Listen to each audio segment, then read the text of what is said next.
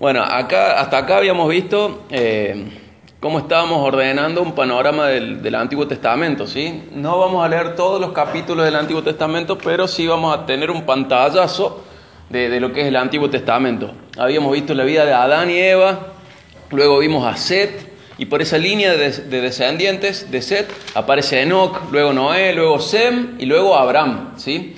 Abraham, ¿recuerdan que Dios le dio una promesa? ¿Qué recuerdan de la promesa hecha a Abraham? Que iba a ser una gran nación, iba a tener mucha descendencia. ¿Qué cosa con respecto a su descendencia? ¿Cómo? Que iba a haber gente de fe, iba a haber creyentes, que somos los creyentes, los descendientes de Abraham. ¿Qué más? Que su descendencia iba a ser el que iba a adorar a Dios, que Dios no le iba a... Que su descendencia iba a adorar a Dios, Dios iba a ser Dios de ellos y ellos iban a ser el pueblo de Dios. ¿Qué más? ¿Se acuerdan de lo de la maldición y bendición? Le decía, maldito los que te maldigan, bendito los que te bendigan. Y hay algo también que lo leímos, pero no le prestamos mucha atención, que Dios le dice a Abraham que su pueblo, fíjense en Génesis 14, lo vamos a leer rapidito. Génesis 14, 13 y 14. Génesis 14, 13 y 14 dice así: Después el Señor dijo a Abraham: Ten por seguro que tus descendientes serán extranjeros en una tierra ajena, donde los oprimirán como esclavos durante 400 años. Pero yo castigaré a la nación que los esclavice, y al final saldrán con muchas riquezas. Y en esta parte de la historia estamos ahora, ¿sí? Luego de Abraham vino Isaac, luego de Isaac vino Jacob, y luego vino José. ¿Se acuerdan? José, que es segundo en Egipto, segundo del faraón. Es la persona que Dios levanta tanto como sombra de Jesús, pero también Dios lo levantó como una persona que hace que Israel pueda crecer. Va un puñado de gente de la familia a vivir a Egipto porque había hambre en toda la tierra. En Egipto comienzan a multiplicarse y a reproducirse, a crecer como nación, al punto de que son ya una amenaza para el pueblo egipcio, ¿sí? Los egipcios ya empiezan a tener miedo de los israelitas por la cantidad de israelitas que había. Sin embargo, están esclavizados, y vimos que acá Dios le decía a Abraham que iban a ser esclavos, y dice cuánto tiempo, 400 años. Es una manera de dar un número redondeado. Van a ser 430 años exactos. Se van a cumplir 430 años exactos desde el día que Israel entra a Egipto hasta que sale. 430 años, el mismo día, 430 años. Y bueno, ahí en Israel empieza a consolidarse, ahí en Egipto empieza a consolidarse Israel. Y en Éxodo 1 al 12 habla de la esclavitud de Israel en Egipto. 1 al 12. Luego vimos que Israel es oprimido y aparece una persona clave. ¿Se acuerdan? ¿Quién es el que aparece? Moisés. Moisés es un hebreo, es un israelita. Moisés aparece en escena, y recuerdan que el faraón había pedido que todos los hijos varones, ¿qué había que pasar? ¿Qué tenía que pasarle? Había que matarlos. Sin embargo, la familia de Moisés lo pone en un canasto de mimbre, y va por el río. ¿Y quién lo encuentra? La hija de Faraón. Y él empieza a ser una especie de nieto político de Faraón. ¿Y cuánto tiempo está Moisés en la casa de Faraón? 40 años. Y en un momento se da cuenta de que el pueblo de él, el pueblo israelita, era oprimido por los egipcios.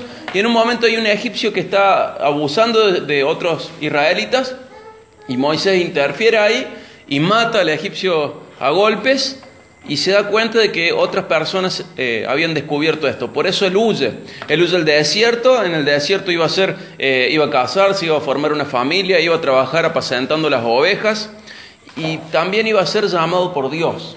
Dios lo iba a llamar para liberar a los israelitas de Egipto.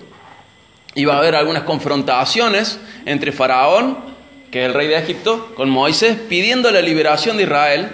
Éxodo 7 al 12 nos describen diferentes plagas. ¿Vieron las plagas? Hay diferentes plagas. Está la plaga del agua en sangre, de las ranas, de los piojos, de las moscas, de la muerte del ganado, de las úlceras y sarpullido, del granizo, de las langostas, de las tinieblas. Y la última plaga va a ser la muerte de los primogénitos, de los primeros hijos, ¿sí? Estas plagas no son cualquier cosa, no son un capricho de Dios, son dos cosas por lo menos. Una de las cosas son mostrando de que Él es Dios sobre cada divinidad, cada deidad, cada dios egipcio. Que Dios, el Dios de Israel, es el Dios verdadero y tiene control sobre todo, a diferencia de los dioses egipcios. Cada una de las plagas está involucrada a un dios egipcio. Y por otro lado, también tenemos que saber que era juicio de Dios contra Egipto y sus falsos dioses. ¿Sí? Dios había juzgado a Egipto y Él iba a emitir ese juicio, iba a emitir ese castigo también contra Egipto. Y nos vamos a meter en Éxodo 11 para leer acerca de la plaga última, que es la muerte de los primogénitos. Éxodo 11, ahí lo vamos a leer. Nos vamos a parar más en el 12, pero en el 11 vamos a tener una idea de esta última plaga. Dice, entonces el Señor le dijo a Moisés: heriré al faraón y a la tierra de Egipto con un golpe más. Después el faraón los dejará salir de su territorio. De hecho, estará tan desesperado por librarse de ustedes que los obligará a irse de su tierra. Diles a todos los hombres y a todas las mujeres israelitas que pidan a sus vecinos egipcios objetos de plata y oro. El Señor había hecho que los egipcios miraran con agrado al pueblo de Israel. Además, Moisés era considerado un gran hombre en la tierra de Egipto, y tanto los funcionarios del faraón como el pueblo egipcio lo respetaban.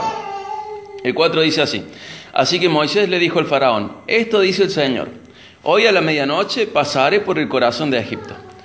Todo primer hijo varón de cada familia de Egipto morirá, desde el hijo mayor del faraón, el que se sienta en su trono, hasta el hijo mayor de la sirvienta más humilde que trabaja en el molino. Incluso la primera cría de todos los animales morirá. Entonces se oirá un lamento desgarrador por toda la tierra de Egipto, un lamento como nunca antes hubo ni habrá después. Sin embargo, entre los israelitas habrá tal tranquilidad que ni siquiera un perro ladrará. Entonces sabrán que el Señor hace una distinción entre los egipcios y los israelitas. Todos los funcionarios de Egipto correrán a buscarme y caerán al suelo ante mí y me suplicarán: por favor, vete, apresúrate y llévate a todos tus seguidores. Solo entonces me iré. Luego Moisés, ardiendo de enojo, salió de la presencia del faraón. Ahora bien, ya antes el Señor le había dicho a Moisés: el faraón no los escuchará, así que haré más milagros poderosos en la tierra de Egipto. Moisés y Aarón realizaron esos milagros en presencia del faraón, pero el Señor endureció el corazón del faraón y no dejó salir de su territorio a los israelitas. O sea que la plaga iba a involucrar la muerte de toda primer cría de los animales y la muerte del primer hijo varón, ¿sí? Y esto iba a ser muy doloroso, obviamente, y dice que en Egipto no iba a haber nunca un día tan triste como ese. Ese llanto, esa tristeza iba a ser más fuerte que cualquier cosa que haya vivido antes Egipto y cualquier cosa que vaya a vivir después. Es algo terrible. Y Faraón no los va a dejar ir, no los va a dejar ir.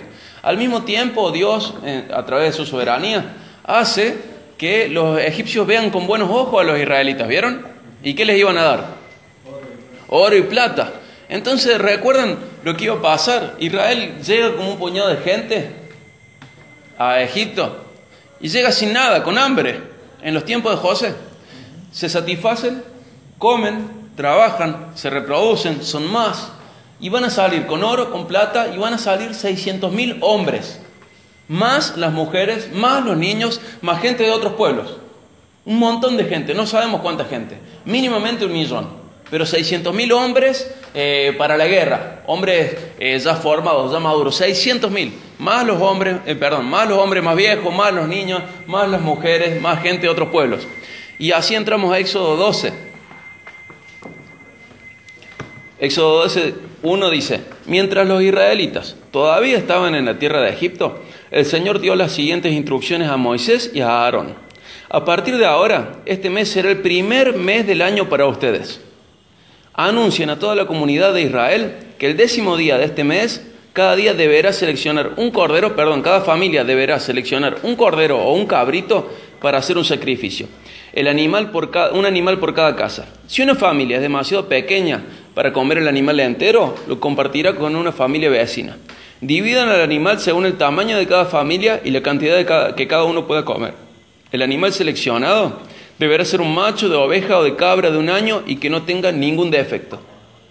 Ya vamos a ahondar, a ahondar sobre esto, pero que nos vaya quedando claro.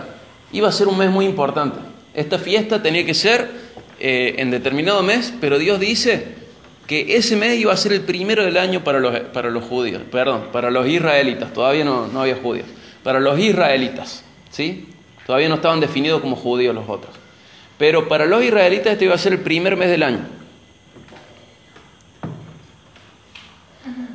Y tenían que elegir, por cada familia, ¿qué tenían que elegir? Un cordero. ¿Y cómo tenía que ser ese cordero? Perfecto, sin mancha. Perfecto, sin mancha, ¿sí? El 6 dice, cuiden bien al animal seleccionado hasta la tarde del día 14 de este primer mes. Entonces toda la asamblea de la comunidad de Israel matará su cordero o cabrito al anochecer. Después tomarán parte de la sangre y la untarán en ambos lados y en la parte superior del marco de la puerta de la casa donde comen el animal. Esa misma noche asarán la carne al fuego y la comerán acompañada de hojas verdes y amargas y pan sin levadura. No comerán nada de la carne ni cruda ni hervida en agua. Asarán al fuego el animal entero con la cabeza, las patas y las entrañas. No dejen ninguna sobra para el día siguiente. Quemen todo lo que hayan comido antes de la mañana. El 11 dice, estas son las instrucciones para cuando coman esa comida. Estén totalmente vestidos, lleven puestas las sandalias y tengan su bastón en la mano. Coman deprisa, porque es la Pascua del Señor. Hasta ahí vamos a leer por ahora. Entonces, tenemos 3 ingredientes de esta fiesta. La fiesta se va a llamar Pascua, ¿sí? Se va a llamar Pascua, tenía que ser en determinado mes, y a partir de ese mes iban a contar el año los israelitas, ¿sí? Esta fiesta iba a tener 3 cosas en esta comida. Una era el cordero, y las otras ¿cuáles son? Las hierbas amargas y el pan sin levadura, ¿sí? Estas 3 cosas forman parte, y también había una manera de comerla. ¿Se acuerdan? Leímos ahí en el 11 que decía, puestas las sandalias, totalmente vestidos, puestas las sandalias con un bastón en la mano. Coman deprisa porque es la Pascua del Señor.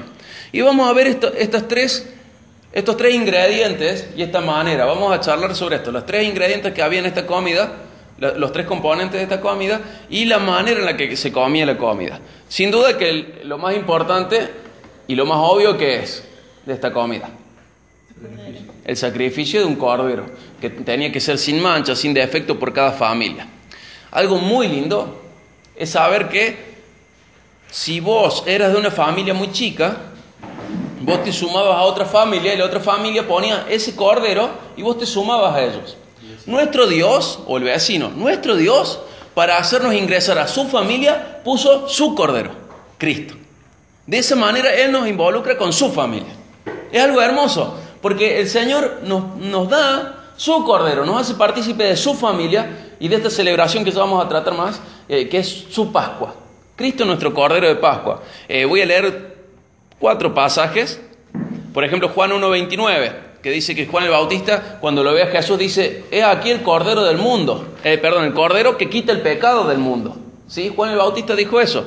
En 1 Pedro 1:18-20, que es un pasaje que hemos leído varias veces porque es muy lindo, dice, ustedes saben que Dios pagó un rescate para salvarlos de la vida vacía que heredaron de sus antepasados. No fue pagado con oro ni plata, los cuales pierden su valor, sino que fue con la preciosa sangre de Cristo, el Cordero de Dios, que no tiene pecado ni mancha. Dios lo eligió como el rescate por ustedes mucho antes de que comenzara el mundo, pero ahora en estos últimos días Él ha sido revelado por el bien de ustedes.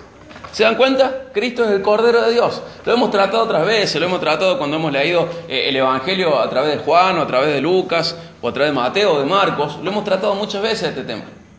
Pero el punto clave de todo lo que vamos a leer hoy, o lo más importante, mejor dicho, es esto. Dios, para hacernos ingresar a su familia, proveyó un cordero. Y para que su juicio pasara por alto y no hubiera muerte en nosotros, proveyó su cordero, el cordero perfecto, sin mancha, que es Jesús. Y ¿vieron qué le pasaba al cordero? En el 8 tenía que ser asado. En el 9 y que quemar todo lo que Había que quemar Que todo. no hayan comido. No se podía dejar ni crudo ni hervido. No se podía quebrar los huesos. No se podían quebrar los huesos. Había que quemar todo, no se podían quebrar los huesos, no podía estar crudo, no podía ser hervido, tenía que haber fuego sobre ese cordero. El fuego es un símbolo de juicio, ¿sí? El juicio iba a ser total, no iba a quedar nada del cordero, no se podía dejar nada para el otro día, tenía que ser consumido todo. Si no era comiéndolo, era quemándolo, pero todo. El juicio sobre Cristo fue total, no fue parcial, no fue un poquito. Dios juzgó a Cristo, ocupando nuestro lugar, y lo juzgó totalmente, totalmente. ¿Y qué más? Además del cordero, ¿qué había? Hierbas amargas. Hierbas amargas. Estas hierbas amargas son un símbolo. ¿Símbolo de qué? De sufrimiento, de aflicción, de tristeza, de dolor. ¿El cristianismo tendrá un poco de esto? ¿Será verdad eso de pare de sufrir? No, no es verdad. Por ejemplo, en Hechos 14, 22, Pablo y Bernabé le recuerdan a los demás que tenemos que sufrir muchas privaciones para entrar al reino de Dios. Buenas, ¿cómo andan? Fíjense Romanos 5:3.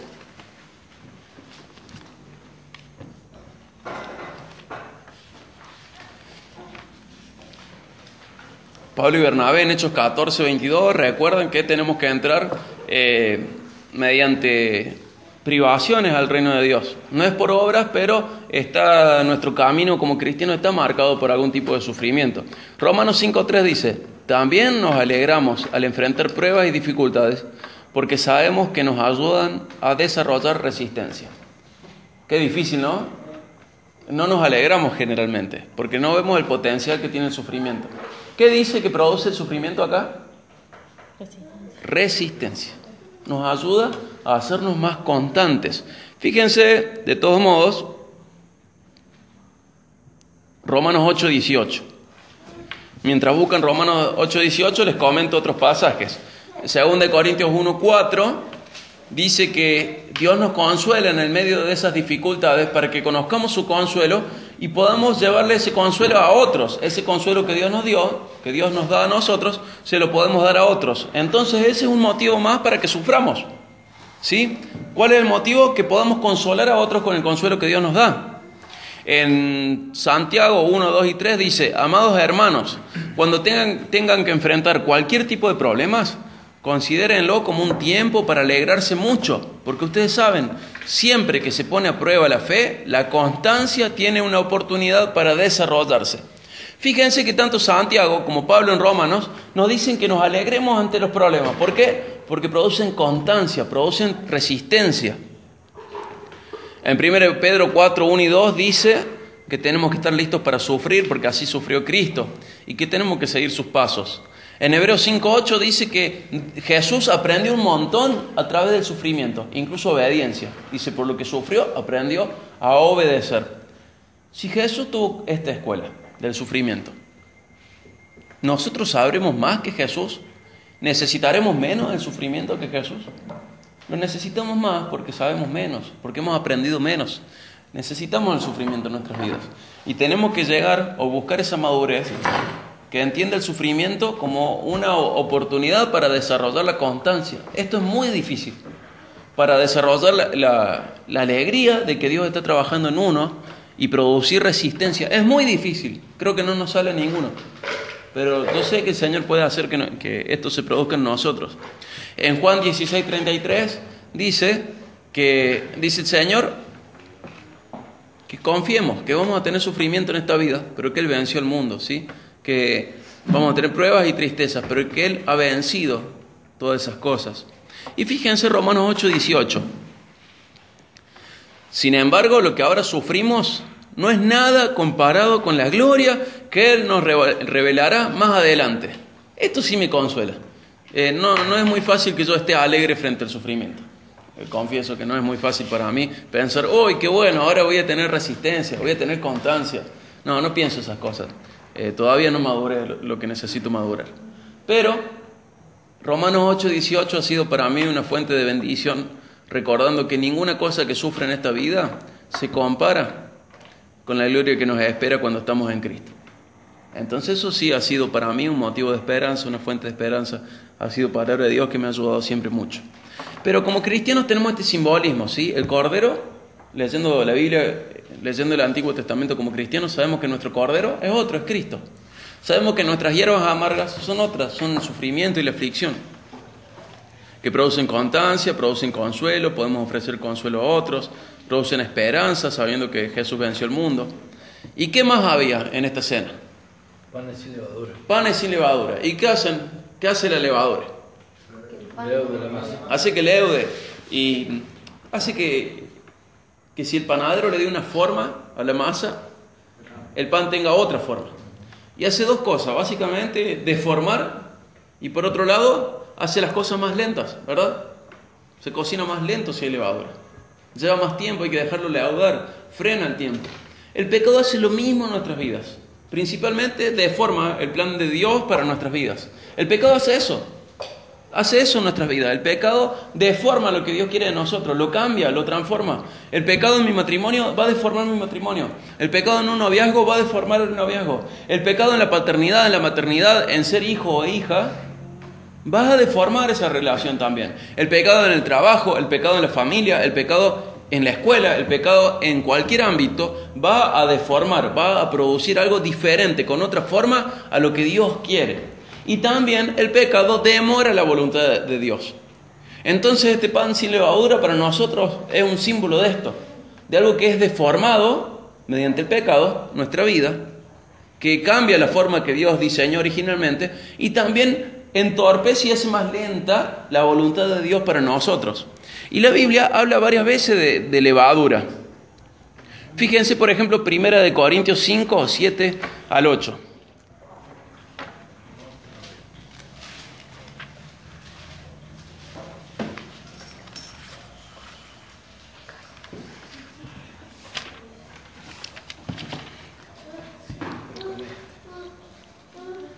Fíjense, 1 Corintios 5, 7 y 8.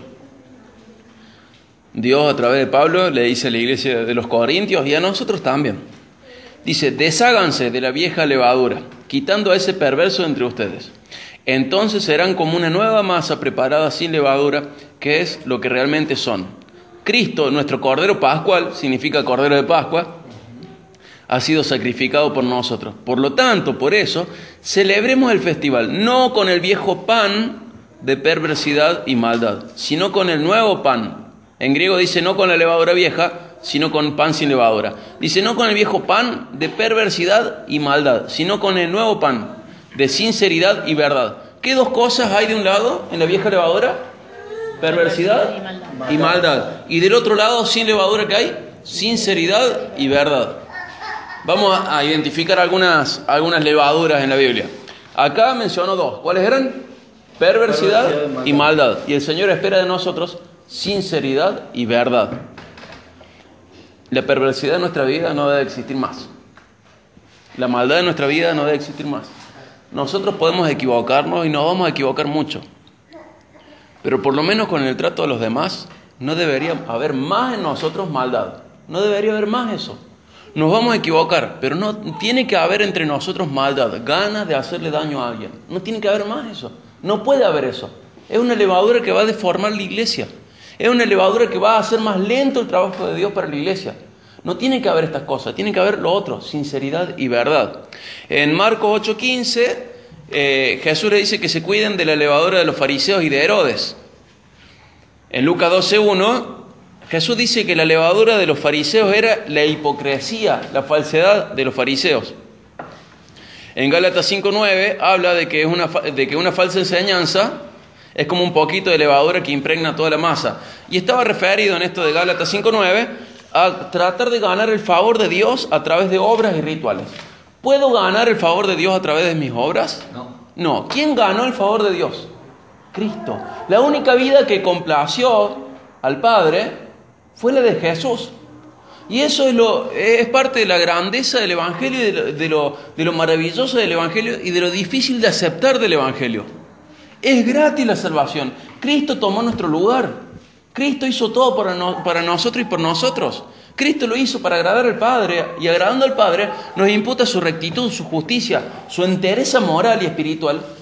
Es imputada a nosotros. Y no hicimos nada para merecerlo. Y Dios a través de Pablo reprende muy duro a los Gálatas diciendo: ustedes quieren ganarse el favor de Dios cumpliendo la ley de Moisés. Ni siquiera le dice están locos, le dice ustedes son tontos. No pueden ganarse el favor de Dios. Cristo lo ganó para ustedes. El favor de Dios ya ha sido ganado. Lo que ahora tenemos que brindar nosotros es agradecimiento. No querer comprar el favor de Dios a través del ritualismo o ceremonias o tradiciones. Tenemos que vivir en agradecimiento a este regalo tan grande. Es parecido, pero no es lo mismo. Es muy diferente. Y el libro de Gálatas trata de estas dos cosas, básicamente. De gente que quiere salvarse por obras. Y Dios a través de Pablo le dice: no podés hacer esto. Y de gente que quiere mejorar su vida espiritual, ganando el favor de Dios, buscando ganar el favor de Dios a través del ritualismo. No podés ganar el favor de Dios. Cristo lo puede ganar, lo ganó y lo provee a través de la fe por gracia. Pero no hay otro camino, no hay otra manera. De todos modos, tengo que vivir como a Dios le gustaría que viva, en agradecimiento. Pero no para ganar su favor, porque su favor ya fue ganado por Cristo, ¿sí? ¿Y qué levaduras hay? En la Biblia nos muestra, estas falsas enseñanzas pueden demorar la voluntad de Dios en una iglesia. Estas falsas enseñanzas pueden deformar una iglesia. La hipocresía puede deformar una iglesia y puede demorar la voluntad de Dios para la iglesia. El tradicionalismo, no cosas que dice la Biblia, cosas que decimos, bueno, lo hacemos así porque siempre se hizo así, está mal. Y deforman la iglesia, deforman tu vida y mi vida, y demoran la voluntad de Dios también. El materialismo es otra levadura que aparece a través de los herodianos. El materialismo, ¿podrá deformar nuestras vidas el amor a lo material? ¿Podrá demorar la voluntad de Dios en nuestras vidas? Sí. El escepticismo es la falta de fe. Creer que Dios existe, pero no sé si es capaz de algo. A veces pecamos por eso. Yo he confesado que con respecto a la vida y la muerte tengo muchísima fe y sé a dónde voy una vez que muera. Pero muchas veces cuando el mes tiene sus gastos y el trabajo no ha sido bueno, el mes no ha sido bueno económicamente, muchas veces mi fe falta. Y eso demora la voluntad de Dios en mi vida y deforma mi manera de pensar. Esa desesperación y falta de fe en Dios demoran la voluntad de Dios en mi vida. Y deforman mi pensamiento, deforman mi vida espiritual. Y podemos señalar la hipocresía, el tradicionalismo, el materialismo, el escepticismo, que es esta falta de fe, la maldad, la malicia. La levadura en mi vida de estas, quizá la más grande es el escepticismo. No siempre creo en todo lo que Dios dice. Y es muy triste para mí. Y sé que el camino empieza por acá, reconocerlo e ir confesándolo hasta que pueda apartarme cada vez más de este pecado. Pero sé que en tu vida puede haber otra levadura, o la misma quizás. Todos nosotros tenemos levadura. Y todos nosotros tenemos que prestar atención y atentamente identificar qué hay en mi vida. ¿Hay hipocresía? ¿Hay tradicionalismo? ¿Hay materialismo? ¿Hay escepticismo? ¿Hay maldad? ¿Hay malicia? ¿Hay falsas enseñanzas? ¿Qué hay en nuestras vidas?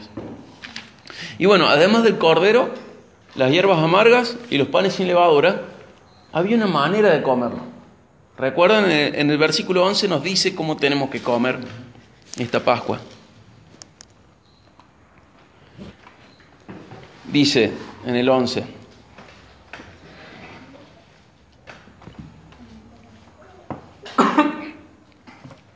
dice, estas son las instrucciones para cuando coman esa comida. Estén totalmente vestidos, lleven puestas las sandalias y tengan su bastón en la mano. Coman deprisa, porque es la Pascua del Señor. ¿Qué idea les da esto? ¿Cómo tenían que estar ellos? Vamos por partes. ¿Cómo era? Preparados para salir. Muy bien, Martín. Preparados para salir. ¿Por qué tenían que salir de ese lugar? No eran de ahí. Ellos estaban en Egipto, pero no eran de Egipto. Y era un símbolo de algo que nos pasa a nosotros. ¿De dónde somos nosotros? Somos del cielo. ¿Y dónde estamos? Acá. Entonces no nos tenemos que poner tan cómodos acá. Tenemos que estar listos para salir. De todos modos, si bien estamos listos para salir, Fíjense que la persona tenía que estar con las sandalias puestas y tener en su mano algo, un bastón. ¿Por qué? Porque el camino es largo. Estamos yendo a casa, la vida es un largo camino a casa. Y Stott decía que la vida transcurre entre dos periodos de desnudez. Nacimos desnudos y nos vamos al cajón con ropa, pero una sola muda. Y Stott decía, como la vida es así, viajen livianos. ¿Para qué van a cargar tanto? Si vinieron sin nada y no se llevan nada. Viajen livianos, viajen ligeros. Y sabemos que no somos de acá, sabemos que estamos de paso, pero a veces no queremos el bastón, pensamos que va a ser más cómodo el viaje. No, el viaje es incómodo. Y a veces pensamos que tenemos que llevar mucho más. No tenemos que llevar mucho más. Tenemos que llevar lo que nos hace falta para llegar, nada más. Nada más. Por eso les decía, totalmente vestidos, puestas las sandalias, tengan su bastón en la mano, coman deprisa, porque es la Pascua del Señor. Tienen que estar listos para salir y vestidos completamente. No eran de Egipto, no eran de esa tierra. Nosotros tampoco somos. Por ejemplo, en Filipenses 3:20 dice que somos ciudadanos del cielo. No somos de acá. Somos de allá donde está nuestro Señor Jesús, nuestro Señor Jesucristo, y a quien estamos esperando, ¿sí? Hebreos 11:13, vamos a buscar Hebreos 11:13.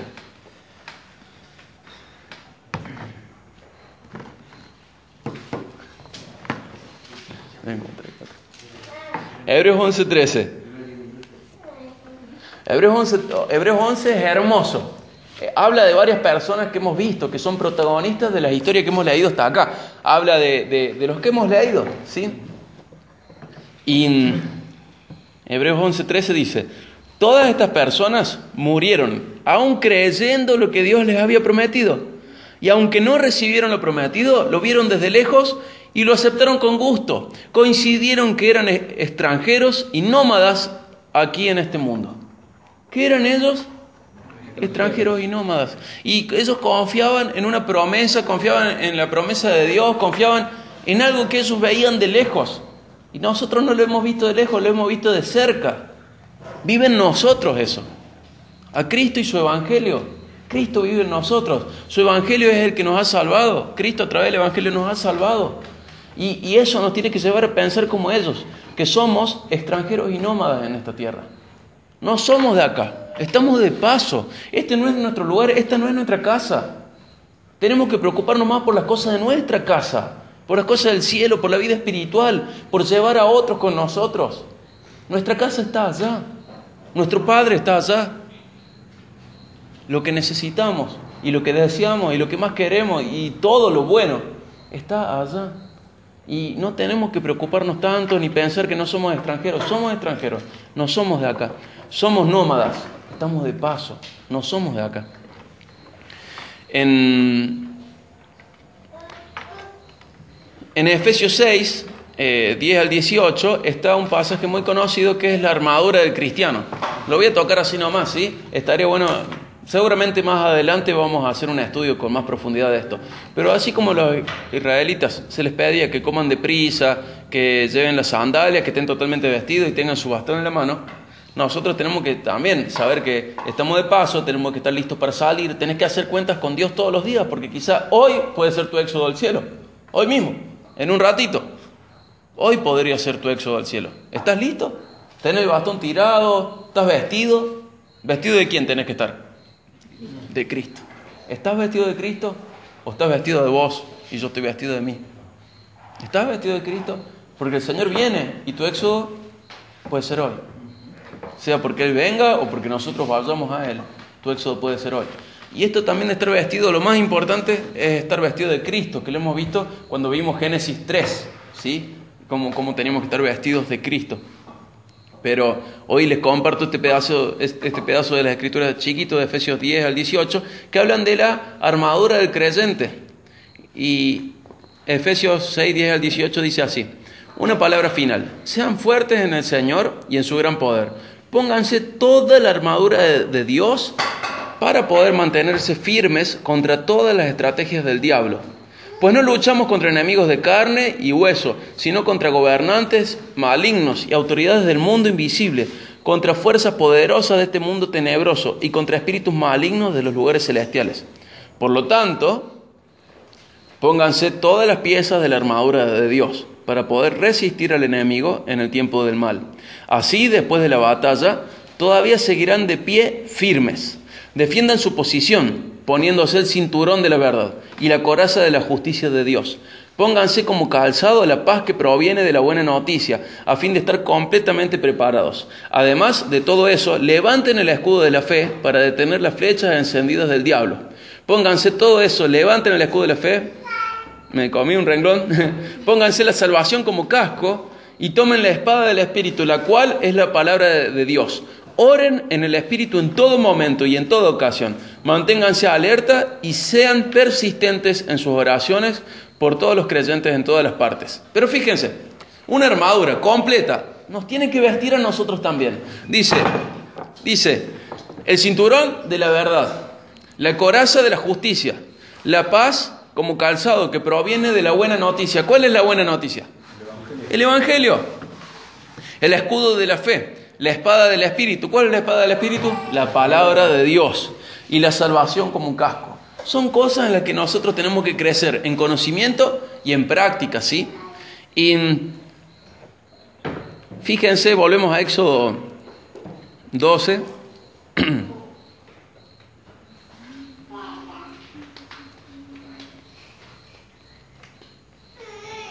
Éxodo 12:12.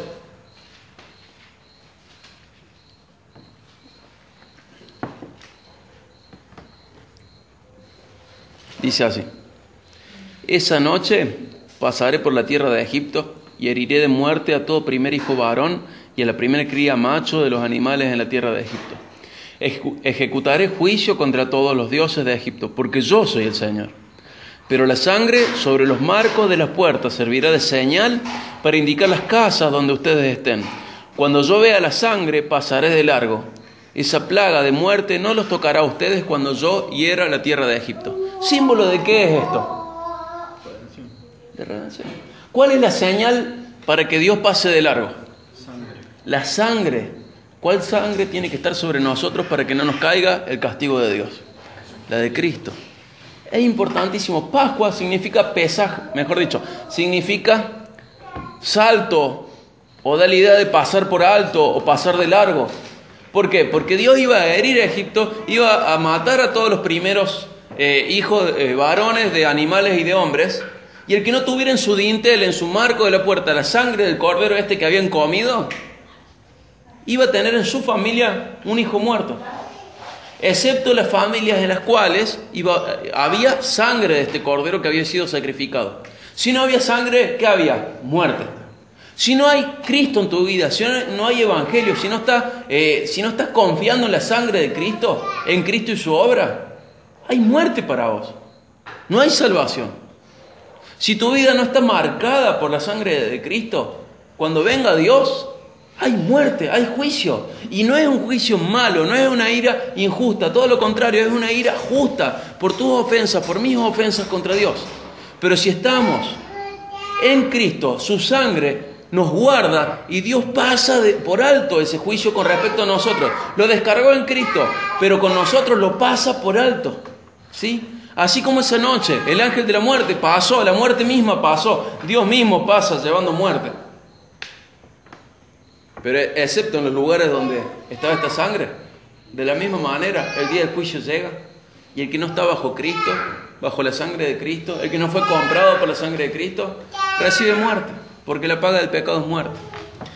Y fíjense, por ejemplo, 1 Pedro 1, 18 al 20, que recién lo leí, pero lo vamos a leer todos juntos. 1 Pedro 1, 18 al 20.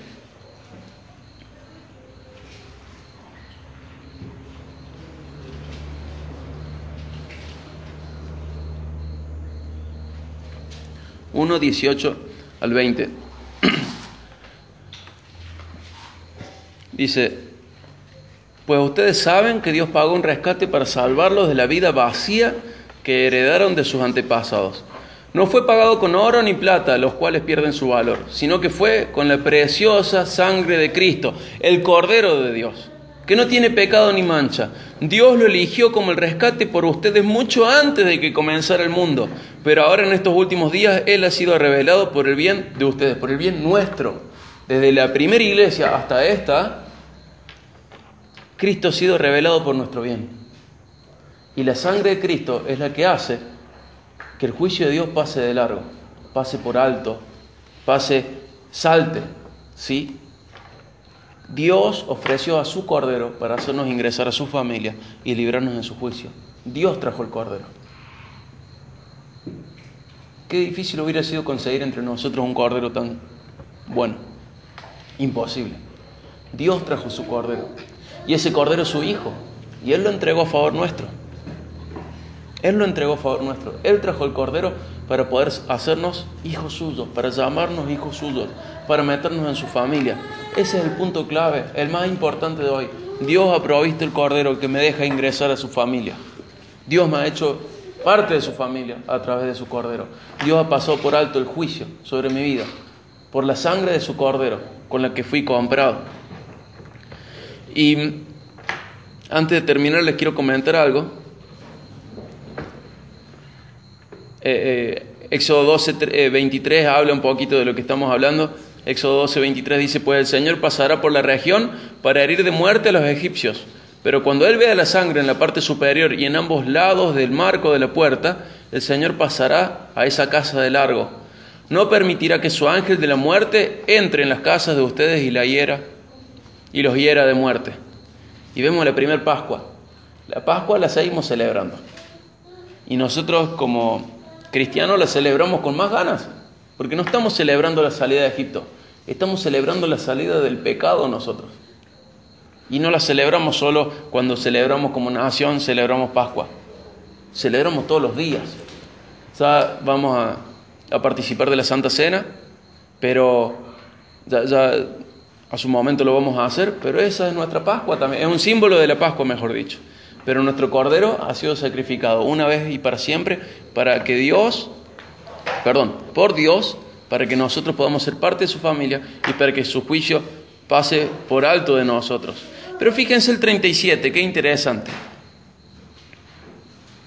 Dice el 37: esa noche, el pueblo de Israel salió de Ramsés. Sucede lo que Dios dijo, ¿no? El 31 dice que el faraón mandó llamar a Moisés, le dijo: lárguense, mueren todos los primogénitos, ningún israelita muere. Dice: llévense a todos los demás israelitas con ustedes, vayan y adoren al Señor como han pedido, lleven sus rebaños, sus manadas, váyanse. Pasa todo lo que el Señor había dicho que pase en los versículos que no leímos. Y el 37 dice: esa noche el pueblo de Israel salió de Ramsés y emprendió el viaje hacia Sucot. Eran unos 600.000 hombres, más las mujeres, más los niños, más los ancianos, más lo que dice acá, además de las mujeres y los niños. Con ellos salió una gentuza que no era israelita, junto con grandes rebaños y manadas. Hornearon pan plano de la masa, sin levadura, que habían sacado de Egipto. La masa no tenía levadura porque los israelitas fueron expulsados de Egipto con tanto apuro que no tuvieron tiempo de preparar pan ni cualquier otro alimento. Símbolo también de que no tiene que haber pecado. Les cuento, una de las instrucciones que no leímos es que no es solo que tenía que haber pan sin levadura. No es que tenía que faltar la levadura solamente el pan. Tenía que faltar la levadura en toda la casa. En toda la casa. Estaban varios días buscando en toda la casa a ver si había algo con levadura. Si había un criollito, un pan criollo como este, que tiene levadura, no podías participar de la Pascua. Entonces cada uno revisaba su vida, la vida de su familia, que no hubiera nada de levadura. Y sabemos que todas estas cosas son sombra de lo que iba a venir. Nosotros tenemos que revisar así nuestra vida y nuestra familia en búsqueda de pecado. ¿Para qué? Para ayudar a que ese pecado no esté más. ¿Sí? Tenemos que revisar nuestra vida y nuestra familia buscando la levadura, lo que deforma y lo que enlentece la voluntad de Dios. Y dice algo muy importante el 40. El pueblo de Israel había vivido 430 años en Egipto. De hecho, fue precisamente el día en que se cumplían los 430 años que toda esa gran multitud del Señor salió de Egipto. Esa misma noche el Señor cumplió su promesa de sacar a su pueblo de la tierra de Egipto. Así que esa noche le pertenece a Él y por eso todos los israelitas deberán conmemorarla cada año de generación en generación. Hasta el día de hoy se hace esto. Se sigue haciendo. Y los cristianos lo hicieron, mejor dicho, los que eran parte del pueblo de Dios, lo siguieron haciendo hasta que apareció el gran Cordero de Pascua. Y ahora lo celebramos de otra manera. Hace más de 2000 años que lo celebramos de otra manera. Y hay unas instrucciones muy importantes. En el 43 dice: luego el Señor le dijo a Moisés y a Aarón: estas son las instrucciones para el festival de la Pascua. Ninguna persona extranjera podrá comer la cena de la Pascua. El 48 dice: si los extranjeros que viven entre ustedes desean celebrar la Pascua del Señor, que primero se circunciden todos sus varones. Solo entonces podrán celebrar la Pascua con ustedes como cualquier israelita de nacimiento. Pero un varón incircunciso jamás comerá la cena de la Pascua. O sea, ¿para quién era esta fiesta principalmente? Los judíos, israelitas. Era para los israelitas, ¿sí? Pero, ¿se podía incorporar otra persona? Sí. Sí. Al principio dice ninguna extranjera. Pero luego dice cómo una extranjera podía ser incorporada al pueblo de Dios. ¿Y qué dice acá? La señal de ese pacto, ¿cuál era? La circuncisión. Nosotros somos parte de un pacto mucho mayor. Y aunque seamos extranjeros, el Señor nos ha hecho partícipes a través de otra señal, de un nuevo pacto. En Romanos 9:25 dice: a los que no eran mi pueblo, ahora llamaré mi pueblo, y amaré a los que antes no amaba. Y habla de nosotros el Señor, y habla de gente que todavía no le conoce. Al que no era pueblo, ahora es llamado pueblo. Al que no lo amaba, ahora lo amo. El Señor ha extendido su misericordia mucho más allá de las fronteras de Israel. El Señor ha extendido su salvación mucho más allá de Israel. Y ha llegado a este lugar, a Despeñadero, Córdoba, Argentina, del otro lado del mundo, fin del mundo, el sur del mundo. Y ha llegado hasta acá. Y nos ha metido a su pueblo. Y nos ha hecho partícipes. Pero, por ejemplo, Colosenses 2:11 al 12, habla de cuál es la circuncisión también. Dice: cuando ustedes llegaron a Cristo, fueron circuncidados, pero no mediante un procedimiento corporal, no cortando el prepucio. Cristo llevó a cabo una circuncisión espiritual, es decir, les quitó la naturaleza pecaminosa. Pues ustedes fueron sepultados con Cristo cuando se bautizaron, y con Él también fueron resucitados para vivir una vida nueva, debido a que confiaron en el gran poder de Dios, quien levantó a Cristo de los muertos. Cristo produjo esta circuncisión, diferente para que entremos a su pueblo. Es espiritual. Romanos 2:28 al 29 dice: pues no se es un verdadero judío solo por haber nacido de padres judíos, ni por haber pasado por la ceremonia de la circuncisión. No. Un verdadero judío es aquel que tiene el corazón recto a los ojos de Dios. ¿Cuál fue el verdadero judío? Jesús. ¿Nosotros tenemos un corazón perfecto y recto delante de los ojos de Dios? Pero Él sí lo tuvo. ¿Y cómo nos trata Dios a nosotros habiendo ganado el favor habiendo Cristo ganado ese favor de Dios? Como si nosotros tuviéramos ese corazón recto. Y el verdadero judío, el que tiene un corazón perfecto, puro, recto delante de Dios, es Cristo. Y Él vivió de esa manera como judío y ganó el favor de Dios y nos lo imputa a nosotros. El 29 decía así: no, un verdadero judío es aquel que tiene el corazón recto a los ojos de Dios.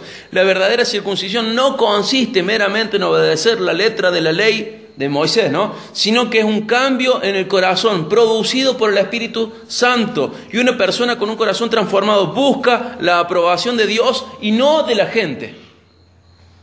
¿Cuál es nuestra circuncisión? La marca que el Espíritu Santo nos ha hecho de nuevo, nos dio una vida nueva, nos dio una mente nueva, nos dio una manera diferente de pensar. No buscamos que la gente nos apruebe. No nos importa eso, nos duele, sí nos duele, nos cuesta, sí nos cuesta. Pero no estamos buscando la aprobación de la gente, estamos buscando la aprobación de Dios.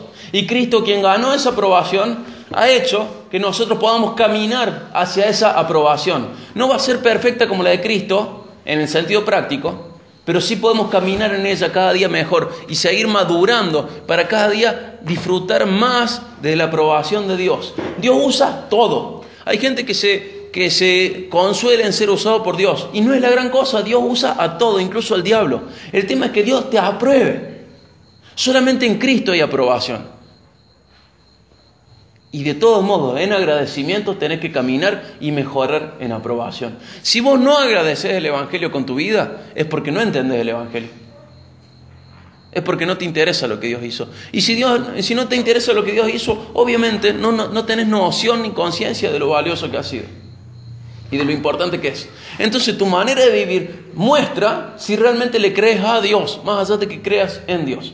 Tu manera de vivir, de decidir, de ver quién te importa más, lo que la gente dice, qué te importa más, lo que la gente dice o lo que Dios dice, muestra si tu corazón está circuncidado y si sos parte de este pueblo nuevo de Dios.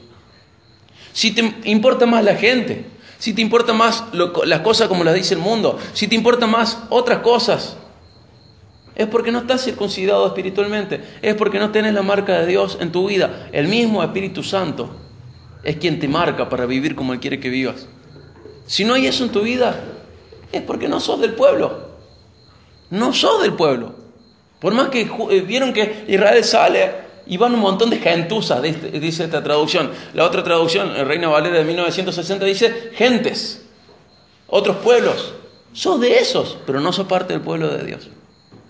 Y no hay salvación para vos. No hay tierra prometida para vos. Hay Egipto y desierto, pero no hay tierra prometida, no hay cielo para vos. Pero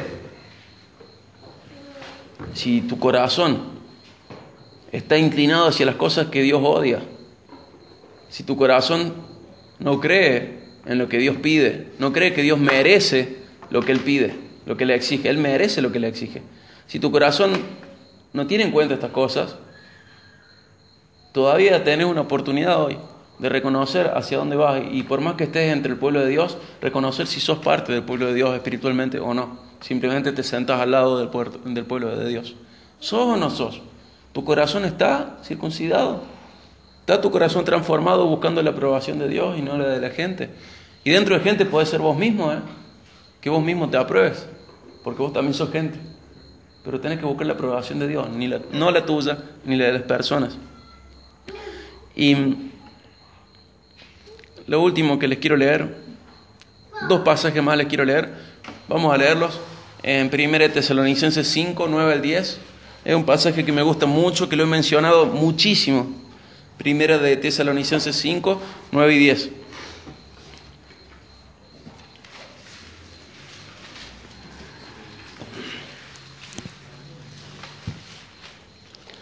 Primera de Tesalonicenses 5, 9 al 10.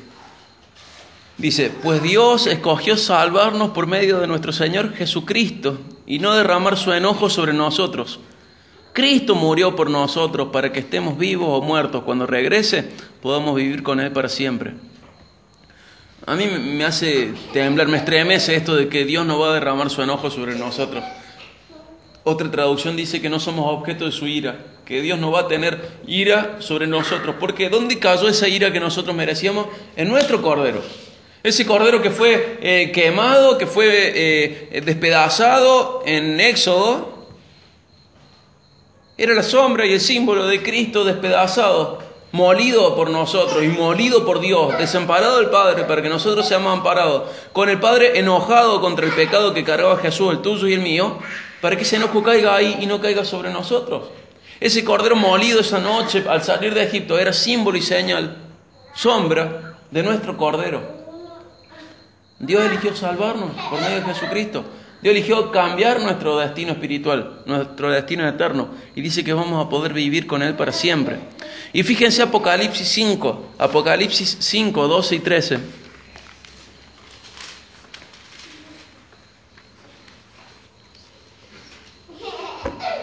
Apocalipsis 5, 12 y 13. Ellos cantaban en un potente coro: digno es el Cordero que fue sacrificado, de recibir el poder y las riquezas y la sabiduría y la fuerza y el honor y la gloria y la bendición. El Cordero que fue sacrificado es el digno. Y entonces oía toda criatura en el cielo, en la tierra, debajo de la tierra y en el mar que cantaban: bendición y honor y gloria y poder le pertenecen a aquel que está sentado en el trono y al Cordero por siempre y para siempre. Y ese por siempre y para siempre tiene que ver con hoy también, no solo en el cielo. Él merece durante todas las eras, durante todos los siglos, durante toda la eternidad, en el tiempo y fuera del tiempo, merece la gloria, merece la honra de parte nuestra, merece lo que Él le exige. ¿Por qué? Porque el Cordero que fue sacrificado es digno y merecedor de ser reconocido como quien es, como lo que es, y que su sacrificio sea valorado por nosotros, sea premiado por Dios Padre. ¿Y saben por qué murió Él? Para comprar un pueblo para sí mismo. Cristo con su sangre compró un pueblo para Él, y somos nosotros, de tal manera que podamos vivir como Él nos pide. Somos eso. Y esta Pascua, que para los egipcios fue una tragedia, que para nosotros es sombra del juicio de Dios. Fue un juicio de Dios, pero es sombra del juicio de Dios superior. Es importante para nosotros. Es importante porque nos muestra una partecita. Históricamente para nosotros es una partecita, si bien es una parte muy grande, pero en el transcurrir de los siglos se ha convertido en algo muy lejano a nosotros. Entonces pareciera ser que es una partecita de algo muy importante. Y hay una sombra más, una imagen más que está prefigurando a Cristo. Cristo es el Cordero de Dios, que Dios trajo para ser sacrificado, para hacernos entrar a su familia. Cristo es el que no, Dios es el que no estaba al lado nuestro y se acercó al lado nuestro y trajo el Cordero y nos invita a su casa, en realidad, el cielo, y nos invita a su familia. Dios ha hecho eso con Cristo. Sacrificó al Cordero puro, santo, sin mancha, perfecto, para comprar un pueblo para Él mismo. Nos ha metido en su familia. Dios nos ayude a vivir valorando esto y entendiendo de que el Cordero ya está, esa parte no nos toca, pero las hierbas amargas sí nos tocan en el cristianismo. Es el sufrimiento, y tengo que entender que el sufrimiento es una herramienta de Dios para mi vida, para llevar consuelo y para hacerme más resistente y constante. Y también, además de las hierbas amargas, el pan sin levadura, que en mi vida no tiene que haber levadura. Todas esas que mencionamos, maldad, malicia, hipocresía, tradicionalismo, materialismo, malas enseñanzas, escepticismo, no tiene que haber más levadura. Y también comer, participar de esto, de esta vida, en donde el Cordero ya está seguro, donde las hierbas amargas también van a estar, donde la levadura no tiene que estar. Comerlo listo para salir, sabiendo que no somos de acá, ¿sí? Sabiendo que somos de otro lado. No nos volvamos locos en esta tierra, no somos de acá. Somos nómades, somos extranjeros, estamos de paso, ¿sí? Dios proveyó a su Cordero para hacernos entrar a su familia y pasar por alto el juicio que nosotros merecíamos, ¿sí? Dios les bendiga muchísimo y nos ayude a todos a cambiar nuestra perspectiva de la vida cristiana.